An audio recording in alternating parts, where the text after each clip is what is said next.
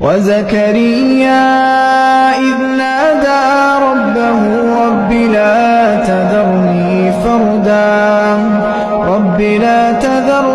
فردا